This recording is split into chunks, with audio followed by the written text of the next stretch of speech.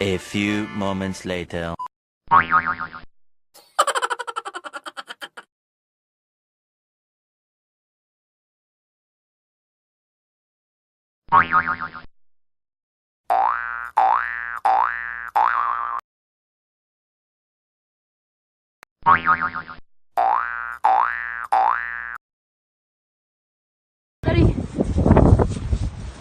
I believe I can fly.